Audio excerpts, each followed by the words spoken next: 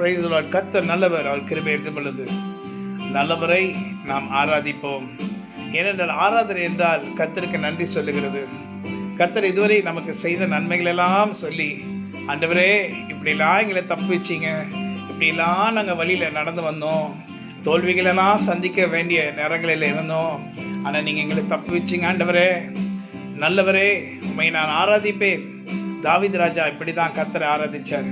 அதனால தான் ஆண்டவர் அவரை பார்த்து சொன்னார், என் இதயத்துக்கு ஏற்ற தாவீது. நாம் கர்த்தரை ஆராதிப்போமா? அவர் செய்த நன்மைகளை சொல்லுவோமா? நாம் சிறிய வயது முதல் கொண்டு, நாம் பிறந்த நாள் முதல் கொண்டு, அதற்கு முன்பாக நம் தாயின் கருவிலே நாம் உருவாகும் முன்னே நம்மை பெயர் சொல்லி அழைத்த தேவன் ஒவ்வொரு நாளும் நம்மை தாயின் கருவிலே கண்டு மகிழ்ந்த ஆண்டவராகிய கர்த்தர் இந்த நாளிலே நம்மை பார்த்து சொல்லுகிறார், நீ எந்த நாளும் என்னால் மறக்கப்படுவதில்லை, நான் உன்னோடு கூட இருக்கிறேன். கர்த்தராகிய தேவனாகிய நான் உன்னை பலப்படுத்துவேன், உனக்கு சகாயம் பண்ணுவேன், என் கிருபையின் வல்லமையினால் உன்னை மூடுகிறேன். ஹல்லேலூயா. சாத்தான் உனக்கு விரோதமாக வரமாட்டான் என்று சொல்லவில்லை.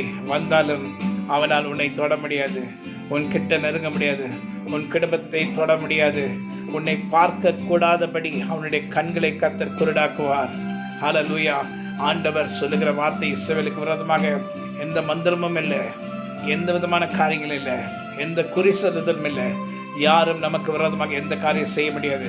ஏன்னா நாம் கர்த்தருடையவர்கள். கர்த்தர் நம்மையில் இருக்கிறார், அவருடைய கரம் நம்மையில் இருக்கிறது, அவருடைய ஆவியான நமக்குள்ளே இருக்கிறார். கிறிஸ்து எனக்குள்ளே, அவருடைய ஆவியானவர் எனக்குள்ளே, நான் அவருக்குள்ளும் இருக்கும்படி கர்த்தர் என்னை பலப்படுத்தினார். ஆமென். கர்த்தருடைய வார்த்தைக்கு நன்றி. ஆமென். கர்த்தருடைய நாமத்துக்கு நன்றி. ஆமென், ஆமென், ஆமென்.